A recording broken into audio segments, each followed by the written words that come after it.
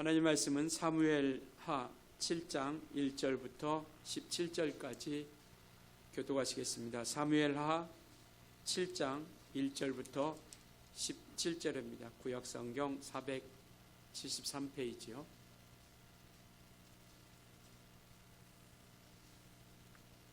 교독하시겠습니다.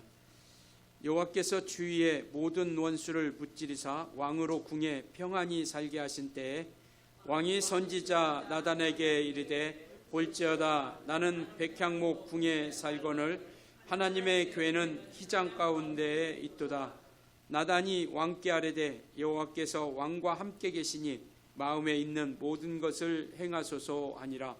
그 밤에 여호와의 말씀이 나단에게 임하여 이르시되 가서 내 종 다윗에게 말하기를 여호와께서 이와 같이 말씀하시되 내가 나를 위하여 내가 살 집을 건축하겠느냐. 내가 이스라엘 자손을 애굽에서 인도하여 내댄 날 때부터 오늘까지 집에 살지 아니하고 장막과 성막 안에서 이스라엘 자손과 더불어 다니는 모든 곳에서 내가 내 백성 이스라엘을 먹이라고 명령한 이스라엘 어느 지파 가운데 하나에게 어느 지파들 가운데 하나에게 내가 말하기를 너희가 어찌하여 나를 위하여 백향목집을 건축하지 아니하였느냐고 말하였느냐. 그러므로 이제 내 종 다윗에게 이와 같이 말하라. 만군의 여호와께서 이와 같이 말씀하시기를 내가 너를 목장 곧 양을 따르는 데에서 데려다가 내 백성 이스라엘의 주권자가 삼고 내가 가는 모든 곳에서 내가 너와 함께 있어 내 모든 원수를 내 앞에서 멸하였은즉 땅에서 이대한 자들의 이름같이 내 이름을 위대하게 만들어 주리라. 내가 또 내 백성 이스라엘을 위하여 한 곳을 정하여 그를 심고 그를 거주하게 하고 다시 옮기지 못하게 하며 악한 종류로 전과 같이 그들을 해하지 못하게 하며 전에 내가 사사에게 명령하여 내 백성 이스라엘을 다스리던 때와 같이 아니하게 하고 너를 모든 원수에게서 벗어나 편히 쉬게 하리라. 여호와가 또 내게 이르노니 여호와가 너를 위하여 집을 짓고 수완이 차서 내 조상들과 함께 누울 때에 내가 내 몸을 날 때 내 뒤에 세워 그의 나라를 견고하게 하리라. 그는 내 이름을 위하여 집을 건축할 것이요 나는 그의 나라 왕위를 영원히 견고하게 하리라. 나는 그의 아버지가 되고 그는 내게 아들이 되리니 그가 만일 죄를 범하면 내가 사람의 매와 인생의 채찍으로 징계하려니와 내가 내 앞에서 물러나게 한 사울에게서 내 은총을 뺏은 것처럼 그에게서 빼앗지는 아니하리라. 내 집과 내 나라가 내 앞에서 영원히 보존되고 내 왕위가 영원히 견고하리라 하셨다 하라. 같이 읽습니다. 나단이 이 모든 말씀들과 이 모든 계시대로 다윗에게 말하니라. 아멘. 아브라함의 언약을 다윗에게 라는 제목을 가지고 이 시간 함께 말씀을 나누도록 하겠습니다. 아브라함을 통해서 약속했던 그 약속을 다시 한번 다윗을 통해서 확증을 해주시고 다시 한번 그 약속을 나타내 주시는 내용을 말씀을 하고 있습니다. 우리는 지난주 우리가 요나단과 다윗을 통해서 하나님이 함께 하시는 역사들을 우리가 살펴보았고 또 그 뒤로 인해서 이제 다윗은 사무엘상 15장에 보면 기름 부음을 받습니다. 그런데 그 기름 부음을 받고 하나님께 기름 부음을 받고서도 이 다윗은 사울의 시기 때문에 계속 쫓겨다니게 됩니다. 그래서 오늘 갑자기 사무엘하 7장으로 팍 뛰었는데요. 사무엘상 기름을 받고 요나단과의 관계 가운데서 말씀하시고 19장부터 사무엘상 19장부터 30장까지 다윗이 도망다니는 내용을 말씀하고 있죠. 그래서 사울에게 쫓기고 다윗은 그 광야나 이런 이방 나라를 통해서 쫓겨다니는 그러한 시간이 한 10여 년 동안 그렇게 흘러가게 되고요. 마지막 사무엘상 31장에 보면 이제 전쟁 가운데서 사울과 요나단이 죽게 됩니다. 그리고 이제 사무엘하로 넘어가는데요.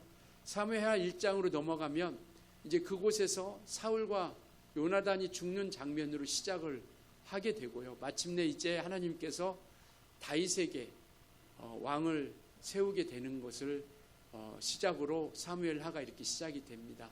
그리고 오늘 본문은요, 이제 왕이 되고 나라가 안정이 되고 그런 왕권이 안정이 되고 나서 이 다윗이 이제 하나님의 성전을 짓고자 이렇게 생각을 하게 됩니다. 그래서 1절, 2절에 보면 이렇게 말씀을 하고 있습니다.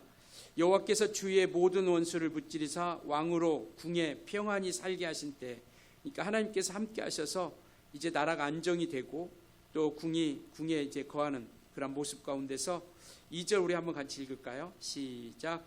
왕이 선지자 나단에게 이르되 볼지어다 나는 백향목 궁에 살거늘 하나님의 궤는 시장 가운데 있도다. 예.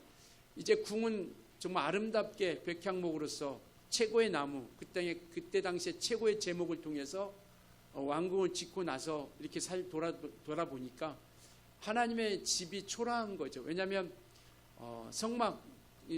성막이라고 하는 것은 천막으로 지었던 그런 성막이다 보니까 이 다윗이 보니까 너무나도 초라하고 하나님께 죄송한 마음이 든 겁니다. 그래서 내가 이래서는 안 되겠다고 성전을 짓고자 이렇게 생각을 하게 되었던 것이죠. 그래서 이제 나단 선지자에게 이야기를 합니다. 야, 내가 이런 생각을 가지고 있는데 어떠냐라고 하니까 나단 선지자가 왕이 좋은 대로 하세요. 왕이 그렇게 하고 싶으면 그렇게 하시기 바랍니다 라고 이야기를 했는데, 그날 밤에 하나님께서 나단 선지자에게 나타난 겁니다. 야, 내가 언제 너희들에게 성전을 요구하더냐? 내가 아름다운 백향목으로 지은 성전을 내가 너에게 요구한 적이 있더냐? 아니, 이스라엘 출애굽부터 시작해서 이스라엘 지도자들에게 내가 언제 하나님의 성전을 지어달라고 이야기했던 적이 있느냐? 라고 이렇게 이야기를 하죠. 7절 한번 같이 한번 읽을까요? 7절 시작. 이스라엘 자손과 더불어 다니는 모든 곳에서 내가 내 백성 이스라엘을 먹이라고 명령한 이스라엘 어느 지파들 가운데 하나에게 내가 말하기를 너희가 어찌하여 나를 위하여 백향목집을 건축하지 아니하였느냐라고 말하였느니라. 그러니까 이 말은 뭐냐면 그렇게 말한 적이 없다라는 겁니다. 이것은 뭐냐면 하나님은 어느 한 곳에 가둬둘 수 있는 분이 아니라라는 것이죠. 어느 곳에 있든지 어떠한 곳에 있든지 충만하신 분이라고 하는 것을 말씀을 하고 있습니다. 그러면서 다윗에게 이야기하는 거예요. 야, 네가 내게 무언가를 해서 내가 너에게 도와준 적이 있느냐? 네가 양을 칠 때 내가 이스라엘의 주권자로 삼아가지고 왕이 되게 하지 않았느냐? 그리고 네가 전쟁에 나갈 때 내가 모든 전쟁 가운데 내가 함께함을 통해서 모든 전쟁 가운데 내가 승리하게 해주지 않았느냐? 그러니까 네가 뭔가를 했기 때문에 내가 너를 도와주는 것이 아니라 이는 약속 때문이다. 너와 내가 맺은 약속, 아브라함과 하나님이 맺은 약속, 너희 조상들과 맺은 그 약속 때문에 나는 너를 지키고 보호하고 책임져 주시고 인도하고 있다라는 것을 말씀을 하고 있죠. 그러면서 뭐라고 얘기냐면 이와 같이 다윗의 이름을 존귀하게 만들어 주실 것이다라는 것을 또다시 약속을 하나님께서 하게 됩니다. 하나님께서 이와 같이 이제는 정말 이와 같이 함께 해주셨던 것처럼 너희를 통해서 너희 자손을 통해서 그 집안을 내가 견고하고 아름답게 만들어 주실 것이다라는 것을 말씀을 하고 있습니다. 하나님은 이렇게 말씀하시는 거예요. 하나님이 세울 집은 다윗 네가 세우는 게 아니라 바로 나는 다윗 너희를 위해서, 다윗 너를 위해서 내가 너희를 위해서 내가 집을 세우겠다라고 이렇게 말씀하고 있죠. 11절 한번 같이 한번 읽을까요? 11절 같이 읽습니다. 시작. 전에 내가 사사에게 명령하여 내 백성 이스라엘을 다스리는 때와 같지 아니하게 하고 너희 모든 면색에서 변하서나 편히 쉬게 하리라. 여호와가 또 내게 이르노니 여호와가 너를 위하여 집을 짓고. 그러니까 다윗은 어쨌든 그 마음은 하나님께서 충분히 받아들이시는 거죠. 네 마음은 알겠다. 그러나 네가 하나님을 위해서 나를 위해서 집을 짓는 수는 없는 것이고 내가 너를 위해서 여호와가 너를 위해서 집을 짓겠다라고 이렇게 나단 선지자를 통해서 말씀을 하고 있는 겁니다. 하나님은요, 다윗을 위해서 그 집을 지켰다라고 말씀하시는 거, 이게 은혜거든요. 하나님께서 그 집을 지켰다라고 하는 그 집은 누구를 말씀하고 있냐면 바로 메시아 예수 그리스도를 예표하고 있는 것이죠. 그러니까 하나님은 하나님이 거하시는 그 집, 그 성전을 통해서 하나님이 친히 지으셔서 바로 그와 함께하는 자들에게 은혜와 복을 허락해 주시겠다라는 겁니다. 그러니까 하나님께서 다윗 너를 위해서 집을 짓겠다라고 11절 하반절에 말씀하고 있는 그 말씀이 바로 저와 여러분에게는요, 은혜가 되는 겁니다. 왜? 우리가 살 수 있는, 우리가 생명을 얻고 영생을 얻을 수 있는 그 길을 열어주시는 것이죠. 우리가 많이 들어서 잘 아시겠지만 은혜라고 하는 단어는 뭐냐면 선물이라고 하는 뜻을 가지고 있습니다. 그러니까 선물은 거저받는 것이죠. 그런데 거저받는 것이 선물이긴 하지만 그러나 주는 자는 그 대가를 치러야 된다는 겁니다. 그러니까 우리가 누군가에게 선물을 줄 때 받는 사람은 공짜로 받죠. 그러니까 거저받습니다. 그러나 주는 사람은요, 그 대가를 지불해야 된다는 것을 이야기하고 있는 것이죠. 그러니까 우리가 받은 은혜가 많은 사람들은 거저받았다, 은혜는 그냥 값없이 받았다라고 하니까 우리가 받은 그 은혜마저도 아무런 가치가 없는 것처럼 그렇게 생각할 수 있는데, 우리가 분명히 기억해야 될 것은 뭐냐면 하나님이 우리에게 주신 값없이 주는 은혜라고 하는 그 값없이 받은 선물이라고 하는 것은 가치가 없다라는 게 아니라 우리가 아무 공로를 통해서 그 구원의 길에 들어선다라는 것이 아니라 아무 공로 없이 그 구원의 길에 우리가 들어선다라는 것을 얘기하는 것이지, 그 은혜가 가치가 없다라는 얘기가 아닙니다. 왜 가치가 없을까요? 하나님께서는 그 독생자 예수 그리스도를 십자가에 내놓는, 십자가에서 정말 모진 고난과 핍박과 그런 징계와 모욕을 당하시면서까지 그 십자가에서 피 흘리시는 죽음을 당하셨습니다. 바로 이것이 우리에게 주신 생명의 가치거든요. 그런데 단지 우리는 정말 그와 같은 가치를 우리가, 그와 같은 값을 우리가 지불하지 않았기 때문인 것이고요. 지금 그 얘기를 하고 있는 겁니다. 다윗에게 네가 나를 위해서 집을 세운다라는 것은 말도 안 되는 얘기다. 나는 너희들에게 성전을 지어달라고 얘기한 적이 없다. 단지 하나님께서는 성막을 통해서 하나님이 함께 계시고 있다라는 것을 모세를 통해서 보여주신 것이고요. 그래서 우리가 솔로몬의 성전도 처음부터 하나님이 지으라고 말씀하시지 않았습니다. 다윗 스스로가 오늘 말씀하고 있는 것처럼 내가 짓겠다라고 하니까, 그렇다라고 하면 하나님께서 그렇다라고 하면 나는 내 자손을 위해서 그럼 짓도록 하겠다. 너는 많은 피를 흘렸기 때문에 너를 위해서는 너가 하나님의 성전을 짓지는 못하지만 바로 솔로몬을 통해서 내 씨를 통해서 그 집을 세워주겠다라고 말씀하고 있죠. 그래서 13절에 보면 이렇게 얘기하고 있습니다. 13절에 보면 그는 내 이름을 위하여, 그러니까 그 씨를 통해서 지어주겠다라는 것이죠. 솔로몬을 얘기하는 겁니다. 그는 내 이름을 위하여 집을 건축할 것이고 나는 그의 나라 왕위를 영원히 견고하게 하리라. 그리고 미래로 보면, 신약에 보면 바로 예수 그리스도를 예표하고 있는 것이죠. 바로 그분이 이와 같이 우리에게 생명을 주신 것. 그래서 복음이라고 하는 것은요, 이와 같이 엄청난 선물에서 우리가 비롯된 겁니다. 복음이라는 뜻이 뭐냐면 기쁜 소식이라고 하는 뜻을 가지고 있습니다. 그러니까 우리에게 원한 복음, 우리에게 전한 복음의 소식이라고 하는 것은, 예수 그리스도의 복음의 시작이라고 하는 것은 예수 그리스도로 말미암는 기쁜 소식이다라고 이렇게 말씀을 하고 있는 것이죠. 바로 그 기쁜 소식이 뭐냐면 예수님의 보혈이라는 겁니다. 예수의 피가 저와 여러분에게는 복음의 소식입니다. 왜냐하면 멸망 가운데, 사망 가운데 지옥 형벌에 빠질 수밖에 없는 우리 인생인데, 죄 없으신 그분이 이 땅에 오셔서 피 흘리심으로 말미암아 그 죄의 값을, 죽음을 담당하셨습니다. 왜 피가 값을 지불했다고 하는가요? 바로 레위기 17장 11절에 보면 그 피에는 생명이 있다라고 이렇게 얘기합니다. 그러니까 주님께서 피를 쏘시셨다라는 것은 그 생명을 우리에게 주셨다라는 거예요. 죽음을 통해서. 그래서 그 피해를 통하여 우리가 죄사함을 받죠. 그러니까 구약에서는 짐승의 피를 통하여 제사를 지냅니다. 그러니까 짐승을 잡아서 그 피를 통해서 제단에 바르고 뿌리죠. 그리고 나서 그와 같이 그 피를 통하여 용서함 받는 역사를 보여주게 되는 겁니다. 그러니까 이와 같이 피라고 하는 것은 생명이 있어서 그 생명을 통하여 용서함을 받고 죄사함을 받는 것. 그러니까 예수께서 이와 같이 우리를 구원해 주시는 그러한 생명의 피를 가지고 이 땅에 오신 것이죠. 그래서 성탄절, 우리가 얼마 있으면 또 성탄절을 맞이하는데, 성탄절은 바로 예수께서 오신 날을 기념하는 거 아니겠습니까? 예수께서 이 땅에 오신 것, 우리를 위해서 오신 것.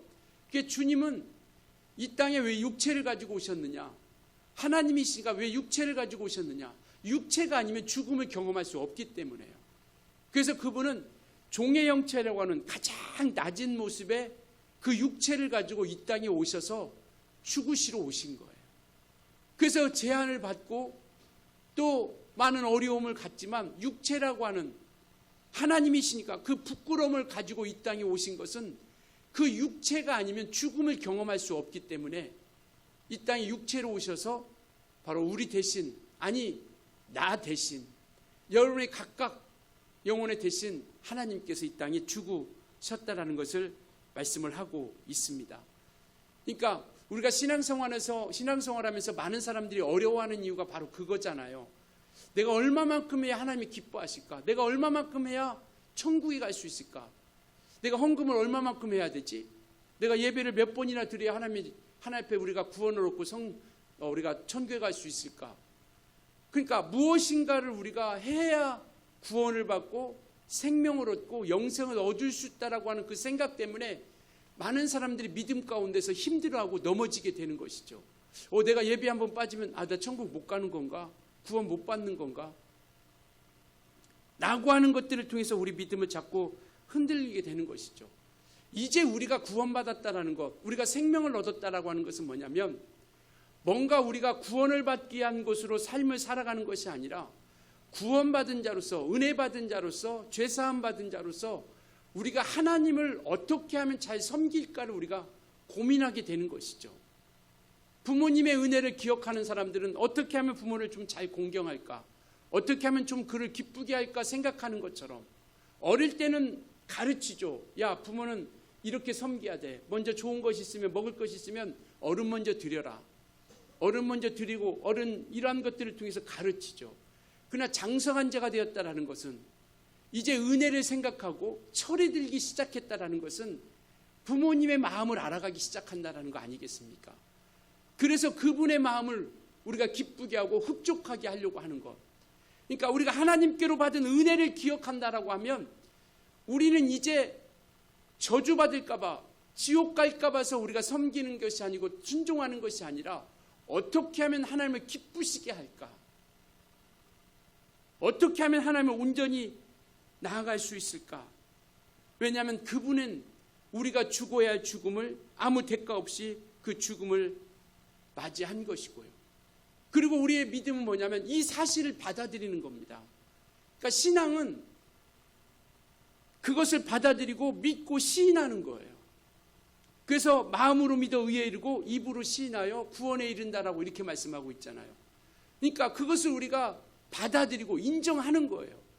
2000년 전에 우리가 보진 않았지만 그 말씀의 역사, 하나님의 일하시는 증거들을 통해서 그 약속을 우리가 믿는 겁니다. 그 약속을 받아들이는 것이고, 그리고 그 말씀을 우리가 인정하는 거예요. 그리고 그 말씀을 통해서 우리가 시인하는 겁니다.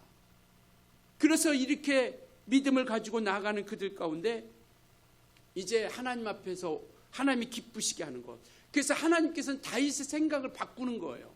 야, 네가 성전을 짓는다고 해서 내 집을 짓는 게 아니다. 오히려 나는 너희 집, 네 다윗의 집을 통해서 이와 같이 평안과 안식을 허락해 준다라는 겁니다. 그래서 이와 같이 11절 우리가 아까 읽었던 것처럼 모든 원수 가운데서 벗어나 편히 쉬게 하리라라고 이렇게 말씀을 하고 있는 것이죠. 그러니까 그 하나님이 지으신 집 안에 들어오면 평안이 있다라는 겁니다. 쉼이 있다라는 거예요.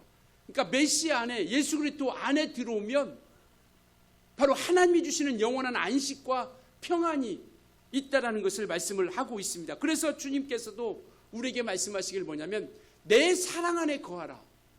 내 사랑 안에 거하라. 요한복음 한번 15장 9절 우리 한번 같이 읽을까요? 요한복음 15장 9절 같이 읽습니다. 시작. 아버지께서 나를 사랑하신 것 같이 나도 너희를 사랑하였으니 나도 사랑 안에 거하라. 아버지께서 예수 그리스도를 사랑하신 것 같이 나도 너희를 사랑하였니. 그러니까 우리가 하나님은 사랑이시다라는 얘기를 많이 듣습니다. 그 하나님이 사랑이시다고 할 때 그 사랑은 누구를 향한 사랑입니까? 우리를 향한 사랑이 아니라 예수 그리스도를 향한 사랑입니다. 그러니까 하나님의 사랑은 오직 그 아들 독생자 그 예수 그리스도를 향한 사랑뿐이에요. 그런데 우리를 왜 사랑해 주시느냐?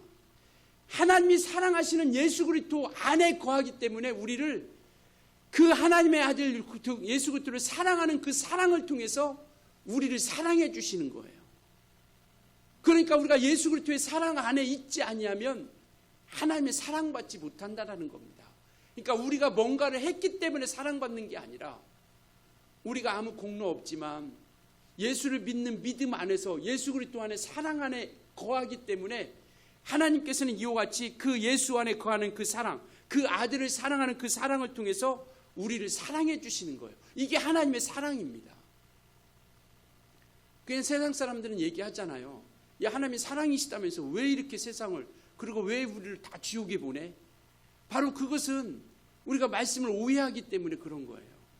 하나님의 사랑은 물론 인류를 위해서 피 흘려주신 그 사랑이 있죠. 그러나 하나님께서 사랑해 주시는 사랑은 그 피 흘려주신 그 공로를 믿고 인정하고 그것을 의지하면서 예수 그리스도의 집 안으로, 하나님의 집 안으로 들어온 그들을 사랑해 주시는 거예요. 그래서 우리는 그 안으로 들어가는 겁니다. 그래서 오늘 요한복음 15장 9절에 나의 사랑 안에 거하라. 거하라는 말은 뭐냐면 살아가는 거예요. 살아가는 거. 한 번 딱 거하는 것으로 끝나는 것이 아니라 우리가 우리 집에 들어가면 거한 것은 뭐냐면 살아가는 거잖아요. 우리 집에서 사는 거잖아요. 오늘 들어갔다고 내일 안 들어갑니까? 오늘 아침에 나오면 또 저녁에 들어가고 또 그 다음 날도 또 들어가고 그 다음 날도 또 들어가고 사는 거예요. 이와 같이 사랑 안에 거하라는 것은 예수 그리스도의 사랑 안에 우리가 사랑받은 자라고 하는 것을 믿고 그 안에 예수 그리스도와 함께 우리가 더불어 살아가는 겁니다. 그래서 그 사랑 안에 거하라라고 오늘 이렇게 말씀을 하고 있는 것이죠. 그래서 예수 그리스도를 통해서 다윗에게 말씀하신 여호와가 너를 위하여 집을 짓겠다고 하는 것은 영원한 집을 말씀을 하고 있는 겁니다. 눈에 보이는 성전이 아니라, 눈에 보이는 어떤 건물이 아니라 영원한 집, 하나님의 집, 바로 그 성전을 통해서 우리에게 나타내 주신다라는 겁니다. 그래서 여기서 말씀하고 있는 그 집이라고 하는 것은 메시아를 말씀을 하고 있어요. 즉 예수 그리스도를 말씀을 하고 있는 것입니다. 그래서 우리는 그 집 안에 우리가 거하는 것이고요. 그래서 예수님께서 말씀하시길 너희는 내 안에 내가 너희 안에. 이와 같이 그리하면 무엇인지 원하는 대로 구하라. 그리하면 내가 시행하리라. 그러니까 우리가 기도하라는 것도 무엇인지 원하는 대로 구하라라는 말씀을만 우리 귀에 쏙 들어오죠. 아, 하나님께서 무엇인지 원하는 대로 구하라 말씀하셔서 무엇인지 원하는 대로 구해야지. 그 이전에 뭐라고 하냐면 너희가 내 안에 내가 너희 안에 거하면 이라고 하는 말씀이 분명히 있죠. 그러니까 함께 살아가는 겁니다. 그분과 함께 살아가면서 그분의 인도함을 받고 또 그분의 다스림을 받는 것이죠. 그러니까 예수께서 물론 다윗의 이러한 족속을 통해서 다윗의 가문을 통해서 예수께서 오실 것이다라는 것을 말씀하시는 것은 분명히 다윗의 혈통을 통해서, 혈통적으로 보면 예수 그리스도께서는 다윗의 가문을 통해서 오시는 겁니다. 그래서 마태복음 1장 1절에 뭐라고 말씀하고 있습니까? 아브라함과 다윗의 자손 예수 그리스도의 세계라. 아브라함과 다윗의 자손, 그러니까 혈통적으로 보면 아브라함과 다윗의 자손, 그 가문을 통해서 예수 그리스도가 오신다라는 것이죠. 그러나 그는 육체의 혈통과 상관없으신 분이세요. 마리아라고 하는 태를 빌어서 그가 이 땅에 오신 것이지 인간의 어떤 정욕과 육정을 통해서 오신 분이 아니시라고 하는 것. 그래서 우리가 처녀 몸에 나셨다라는 것이 그게 우리의 신앙이고 믿음입니다. 동정녀에게서 나셨다고 하는 것이 우리의 믿음이고 우리의 어떤 신앙이에요. 사람들은 그렇게 생각하지 않죠. 우리 인간의 육체가 그와 같이 정말 어떤 가정을 이루고 그렇게 태어난 것처럼 예수 그리스도 똑같이 그렇게 생각하는 것이죠. 그러나 우리는 예수께서 이와 같이 성령을 통해서 잉태되고 성령으로 말미암아 나아졌다는 것을 우리가 믿게 되는 겁니다. 그래서 집을 지켰다고 하는 것은 바로 예수께서 이 땅에 정말 이 땅의 성전으로서 이 땅에 오신다라고 하는 것을 말씀을 하고 있죠. 그리고 마침내 예수께서 이 땅에 오셔서 본인 당신이 성전된 것을 우리에게 보여주시고 있는 겁니다. 요한복음 2장 19절이 이렇게 말씀하고 계시죠. 요한복음 2장 19절 같이 한번 읽겠습니다. 시작. 예수께서 대답하여 이르시되 너희가 이 성전을 헬라 내가 사흘 동안에 일으키리라. 이 성전은 어떤 성전이냐면 헤롯 성전을 이야기하는 거예요. 46년 동안 지은 성전. 그런데 이 성전을 헐어라. 그러면 며칠 동안 일으키리라? 사흘 동안에 일으키라. 이게 말이 됩니까? 말이 안 되죠. 그러니까 그들이 이야기하는 겁니다. 야, 이 성전은 46년 동안 지었건을 어떻게 네가 사흘 동안에 이 성전을 일으키겠다라고 이야기하느냐 라고 하니까 21절에 뭐라고 말씀하시냐면 주님께서 이렇게 말씀하고 계세요. 같이 읽습니다. 시작. 그러나 예수는 성전된 자기 육체를 가리켜 말씀하신 것이라. 이게 하나님의 집이에요. 예수께서 성전되신 것, 이것이 하나님의 집입니다. 이걸 통하여 우리에게 영원한 생명을 주시고 영원한 영생을 우리에게 약속해 주신 겁니다. 그래서 우리가 실상이신 예수 그리스도 안에 거하는 것, 그분과 함께 살아가는 것, 그래서 그분의 믿음으로 말미암아 우리가 나아가게 되는 것이죠.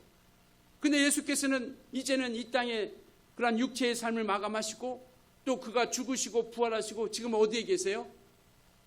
하늘에 승천하고 계시죠. 그렇기 때문에 우리가 이제는 이 땅에 그 정말 성전이 없어지게 된 거죠. 그래서 예수께서 우리에게 그가 하늘에 오르셔서 내가 성령을 너에게 보내주겠다라고 이렇게 말씀을 해주시는 겁니다. 내가 하늘에 올라가면 아버지께 구하여 내가 너에게 성령을 너에게 보내줄 것이다 라고 말씀을 하시죠.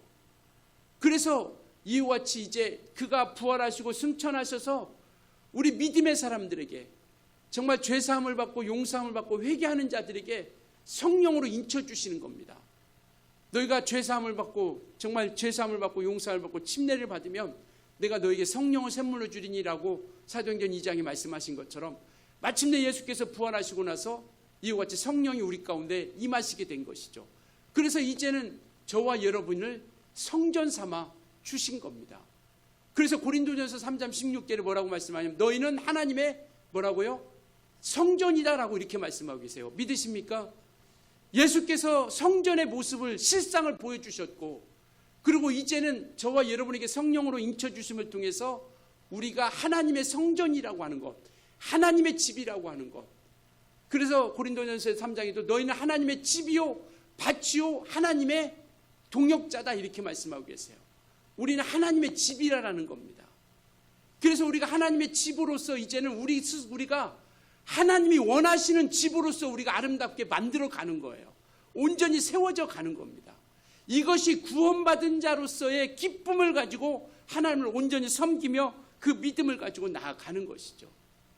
그래서 하나님께서 우리와 영원토록 우리 스스로는 할 수 없기 때문에 영원토록 함께 하시겠다라는 겁니다. 요한복음 14장 16절에 이렇게 말씀하고 계세요. 우리 한번 같이 읽겠습니다. 시작.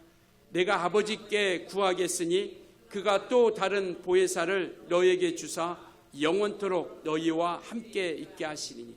이제 하늘에 가면 내가 아버지께 구하여서 그가 또 다른 보혜사를 너에게 주사. 그러니까 예수 그리스도께서 우리를 변호하시는 보혜사로 이 땅에 오셨다라면 또 다른 보혜사 성령을 통해서 우리에게 주실 텐데 그분은 어떻게 계신다고요? 영원토록. 왜냐하면 예수께서는 육체로 계셨기 때문에 이스라엘에 계시면 우리 대한민국에는 계실 수 없는 분이세요. 근데 성령은 어느 곳에 있든지 간에 모든 곳곳에 정말 저 반대편에 있는 나라랄지라도 모든 곳곳에 성령은 함께 하시는 거예요. 영원토록 함께 하신다라는 겁니다. 그래서 모든 자들에게 믿는 모든 자들에게 함께 하셔서 하나님의 성전된 자로서 온전히 우리 안에 거하시겠다라는 겁니다.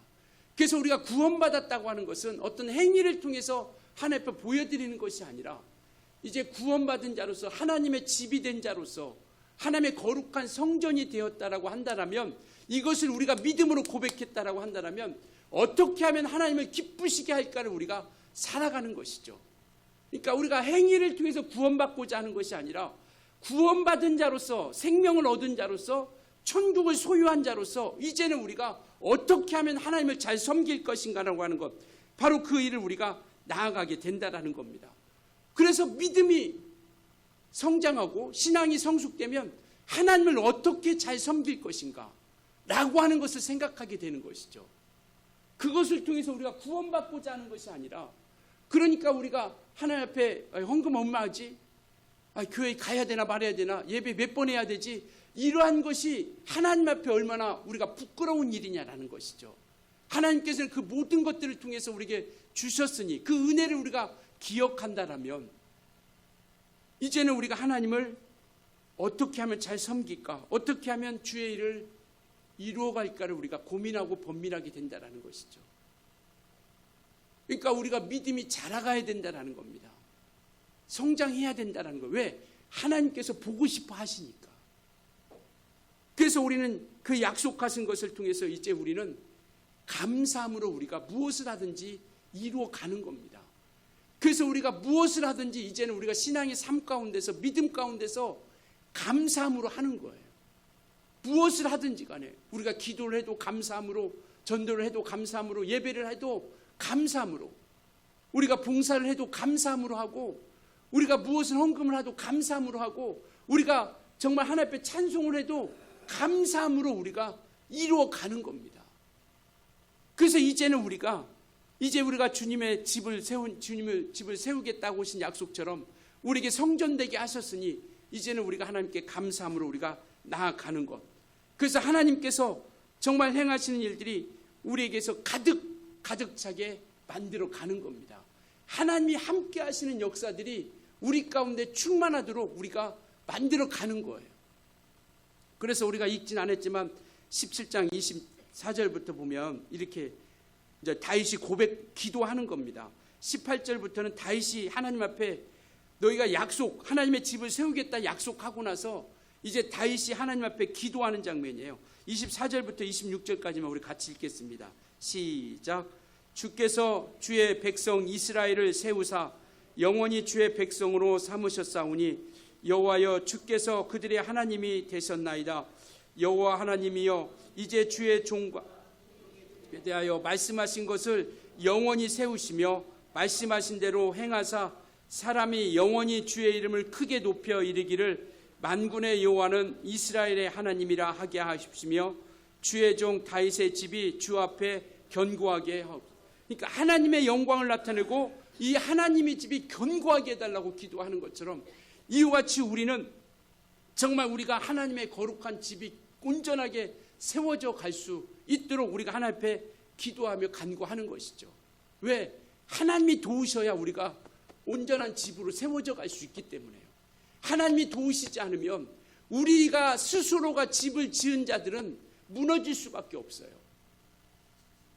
비가 오고 창수가 나면 우리 스스로 지은 집은 무너질 수밖에 없습니다.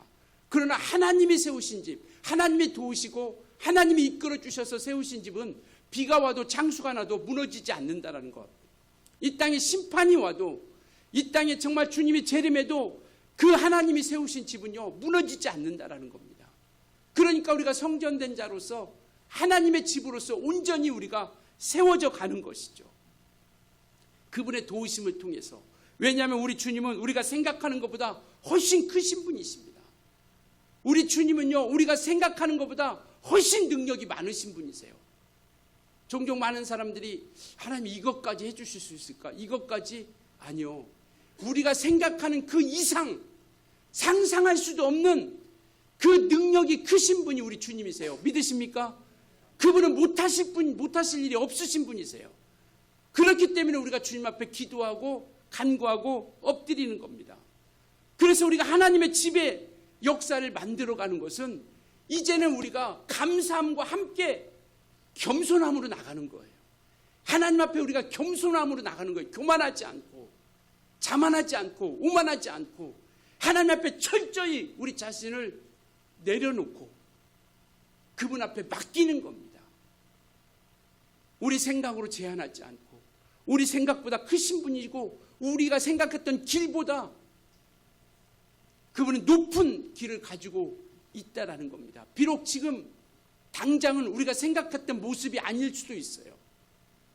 내가 생각했던 그것보다 전혀 다른 모습으로서 나타날 수 있습니다. 그렇지만 우리가 가진 믿음은, 우리가 가진 겸손함은 바로 하나님께서는 우리가 생각했던 그 모든 것보다도 크신 분이고 능하신 분이고 모든 것을 하실 수 있는 분이시다라는 것. 그래서 우리는 늘 감사와 겸손함을 통하여 하나님 앞에 나아가는 겁니다. 정말 우리 하나님께서는요, 우리가 뭔가 그분이 부족해서 뭔가를 가지고 어떤 섬김을 받으시려고 하지는 않죠. 그러니까 하나님의 섬김을 받으시는 분이 않으시다라는 것, 이것은 뭐냐면 부족함이 없다라는 것이에요. 그러나 그분은, 예수께서 그렇게 그 말씀을 하셨죠. 나는 섬김을 받으러 온 것이 아니라 섬기러 왔다라고 이렇게 말씀하고 있죠. 그분은 이 땅에 아버지의 명령을, 아버지의 뜻을 가지고 이 땅에 그분은 섬기러 오셨어요. 그러니까 그 말씀이 우리도 섬기지 않아도 된다라는 얘기는 아닙니다. 그 말을 오해해서 우리는 예수 안 섬기도 되네, 예수님 섬김 받으러, 아버지의 뜻을 이루시려고 섬기러 오셨다라는 것이지 그분이 우리를 통해서 섬김받지 않으시겠다라는 게 아니라는 거죠. 그렇다고 해서 그분이 무엇이 부족하신 분이고 무엇이 뭔가 정말 우리 도움을 받아야 영광 받으시고 그런 분이 아니시다라는 거죠. 그러니까 하나님을 사랑한다라면, 우리가 정말 하나님의 사랑 안에 거하고 있다라고 한다라면 이제 하나님을 공경하고 사랑함을 통해서 우리가 그분을 섬기는 것이죠. 그분을 섬기면서 우리가 그분 앞에 영광을 우리가 돌리는 것이죠. 다윗이 고백했던 것처럼 그의 이름을 우리가 영화롭게 해달라고. 그분이 무엇이 부족한 것이 아니라. 그래서 성전이라고 하는 것은 두 가지를 이야기합니다. 하나는 성막 짓는 법과 성막에서 하나님을 섬기는 법, 이게 성막이에요. 성막은 성막 짓는 법이 나와 있고요, 또 하나는 성막에서 하나님을 섬기는 법, 제사법이 나와 있지 않습니까? 근데 성막 짓는 법은 누가 완성하셨어요? 누가 완성하셨어요? 아까 예수께서 성전이라고 하셨잖아요. 성막 짓는 것은 누가 완성하셨어요? 정답 가르쳐 줬잖아요. 성막 짓는 법은 누가 완성하셨어요? 예수께서 완성하셨습니다. 이제 남은 건 뭐예요? 이제 섬기는 법만 남은 거예요. 섬기는 법. 성전된 자로서 이제 나를 성전되게 하셨으니, 우리 스스로가 성전이 된 게 아니라 하나님이 우리를 성전되게 하셨어요. 예수께서 성전의 완성을 이루셨습니다. 이제는 우리가 성전된 자로서 남은 것은 뭐냐면 하나님을 섬기는 일을 남은 거예요. 그래서 이스라엘 백성들을 출애굽해서 그들이 애굽에서, 이집트에서 하나님을 섬기라 말씀하시지 않고요, 광야에서 나가면 너희가 하나님을 섬기라. 왜? 광야에서는 하나님을 알고 하나님이 정말 그가 말씀을 주시고 하나님이 인도해 주심을 알았기 때문에, 은혜를 주셨음을 알았기 때문에, 그 은혜 가운데 하나님 나라를 보여주셨기 때문에 이제는 너희가 광야에 가면 섬기는 자리 되라 라고 말씀을 하고 있죠. 출애굽기 한번 17장 16절 한번 보여주실래요? 같이 읽을게요. 천천히 같이 읽습니다. 시작. 그에게 이르기를 히브리 사람의 하나님 여호와께서 나를 왕에게 보내어 이르시되 내 백성을 보내라. 그러면 그들이 광야에서 나를 섬길 것이라 하였으나 이제까지 내가 듣지 아니하였다. 그러니까 하나님께서 광야로 이스라엘 백성들을 이끌어내시는 이유가 뭐냐? 하나님을 알고 하나님이 하나님 되심을 알고 그분 앞에 영광을 돌리며 하나님을 온전히 섬길 수 있도록 하기 위해서요. 히브리서도 한번 보여주실래요? 12장 28절이요. 같이 읽습니다. 시작. 그러므로 우리가 흔들리지 않는 나라를 받았은즉 그 은혜를 받자 이로 말미암아 경건함과 두려움으로 하나님을 기쁘시게 섬길지니. 하나님 나라를 받았습니다. 믿으십니까? 우리는 천국행 티켓을 받은 자들이에요. 그렇기 때문에, 그랬으니까 이제는 우리가 살아가는 거 뭐냐면 은혜를 받는 겁니다. 하나님의 은혜를 받는 거예요. 은혜를 받자. 그리고 이로 말미암아 은혜를 받고 하나님 나라를 얻었으니 은혜를 받고 이제는 경건함과 두려움으로 하나님을 어떻게 섬기라? 기쁘시게 섬길지니. 바로 이게 믿음의 사람, 구원의 사람으로서 온전히 나아가는 거죠. 그래서 우리가 성전이 되었으니 이제는 아름답게 하나님을 기쁘시게 우리가 섬기하며 나아가는 것이죠. 하나님께서는 우리에게 믿음을 보고 싶어 하세요. 우리가 하나님께서 하나님이 사랑하고 하나님 안에 거하고 믿음이 있다는 것을 하나님께서는 보고 싶어 하십니다. 그래서 하나님을 우리는 의식하면서 살아가는 거예요. 이제 하나님의 성전으로서 우리가 어떻게 살아가야 될까? 하나님께서는 두 가지를 원하십니다. 거룩함으로 살아가라. 너희가 하나님의 성전이다 라고 말씀하시면서 너희가 성전을 더럽히면 나도 너희를 멸하시리라 라고 말씀을 하고 있죠. 거룩함을 가지는 것이고요. 그리고 하나님을 섬기는 일을 우리가 이루어가는 겁니다. 하나님께서는요, 우리가 믿음이 있음을 보고 싶어 하는 거예요. 그래서 우리 하나님에게 우리의 믿음을 보여드리는 겁니다. 사람들은 사람들의 시선을 의식하면서 살아가고 있습니다. 내 말이 저 사람에게 어떻게 들릴까? 내 행위가 저 사람들은 어떻게 보여질까? 내가 입는 옷이 저 사람은 어떻게 보여질까? 그래서 우리가 체면이라고 하는 것을 많이 생각하죠. 왜? 사람의 시선을 생각하기 때문에. 그런데 정작 우리가 빼놓지 말아야 될 것은, 물론 그것도 중요하죠. 우리는 하나님의 시선을 우리가 놓쳐서는 안 됩니다. 하나님께서 우리 사람들에게 보고 싶어 하는 것을 보여주는 것 중요하죠. 그렇다면 우리가 신앙인으로서 하나님 앞에 하나님께 보여주고 싶은 것을 보여드리고 있느냐라는 것이죠. 하나님이 보고 싶은 것을 우리가 보여드리고 있습니까? 하나님 무엇을 보고 싶어 할까요? 믿음을 보고 싶어 하시는 겁니다. 믿음이 없이는 하나님을 기쁘시게 하지 못하나니, 백부장의 믿음을 보고 이만한 믿음을 내가 찾아보지 못했다라고 믿음을 보고 싶어 하는 거예요. 누가복음 18장 8절에 인자가 올 때 세상에서 내가 믿음을 보겠느냐. 이 말은 뭐냐면 하나님이 찾으시는 믿음, 그 믿음을 찾아보기가 쉽지 않다라고 한탄하시는 거예요. 성장하는 것을 보고 싶어 하십니다. 하나님은요, 우리에게서 성장하는 것을 보고 싶어 하세요. 그래서 정말 그리스도에까지 자라지니라라고 이렇게 말씀을 하고 있습니다. 아이들이 성장하지 못하면 우리가 정말 근심이 되죠. 그래서 얼마나 컸나 막 키 재보잖아요. 야, 어제보다 오늘 얼마나 컸지 한번 재보자. 작년보다 올해는 얼마나 컸지. 야, 잘하면 야, 너 키 진짜 많이 컸다고 막 좋아하고 행복해하죠. 하나님께서도요, 우리 믿음이 성장하기를 바라고 있다라는 거죠. 그것을 보고 싶어 하시는 겁니다. 하나님은요, 열매를 보고 싶어 하십니다. 내가 너희를 택하여 세웠나니 너희는 나의 친구라라고 요한복음 15장 15절 16절 말씀하시고 나서 바로 내가 너희를 친구로 세운 것은 열매를 보고자 합니다라고 이렇게 말씀하고 있는 것이죠. 우리가 은혜를 갚을 길은 없습니다. 하나님의 은혜를 우리가 어떻게 갚을겠습니까? 그러나 우리가 성전된 자로서 이제는 우리가 하나님께서 기쁘시게 하는 일을 걸어갈 수 있길 예수로 축원합니다. 하나님께서 정말 원하시는 것을 보여드리기 위한 믿음의 길을 우리가 달려가자. 구원 받고자 하는 것이 아니에요. 구원은 예수의 피로 받습니다. 구원은 예수 이름으로 받아요. 그렇다면 이제 우리가 하나님의 성전된 자로서 어떻게 살아가야 되는 것인가? 이제는 하나님께서 마땅히 우리를 통해서 보시고자 하는 그 길을 우리가 걸어가고 우리가 정말 행할 일을 할 수 있는 우리 모두가 되어줄 수 있기를 예수로 축원합니다. 그것이 감사함으로 나가는 것이고요. 그게 겸손함으로 나가는 것이고요. 그게 섬김으로써 우리가 하나님 앞에 나아가는 겁니다. 그래서 성령께서 우리와 영원토록 함께 하시겠다라는 거예요. 왜? 우리 스스로는 안 되니까. 우리가는 살아갈 수 없으니까. 왜? 우리는 의지도 약하고 정말 툭 하면 우리가 쉬고 싶고 피곤함이 있고, 그러니까 성령께서 우리를 사로잡아 주셔서 이끌어 가시지 않으면, 말씀이 나를 이끌어 가시지 않으면 이 육체를 이끌어 갈 수가 없다라는 거죠. 우리가 의지가 약해서도 아니에요. 우리가 결심이 약해서도 아닙니다. 정말 성령께서 이끌어 주시지 않으니까. 그러나 정말 성령께서 이끌어 주실 때 우리 능히 나가는 거죠. 이제는 주님이 주신 은혜, 주님이 주신 복, 주님이 주신 생명에 우리가 반응하는 자들이 될 수 있길 예수님으로 축원합니다. 반응하자라는 거죠. 이제는 행할 길을 행하고 가야 할 길을 가고 섬길 것을 섬김으로써 이제는 우리가 반응하면서 나아가자라는 겁니다.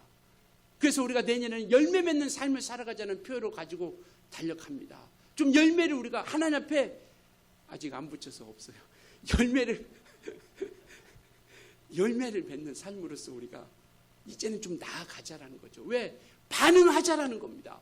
주님께서는 계속 말씀해 주시는데 끔찍도 안 해요. 주님 말씀하세요. 나는 뭐 끄떡하지 않겠습니다. 우리는 이제 반응하자라는 겁니다. 반응하자는 거. 하나님께 나아가는 것, 주님께서 인도하시는 대로 나아갈 수 있기를 예수로 축원합니다.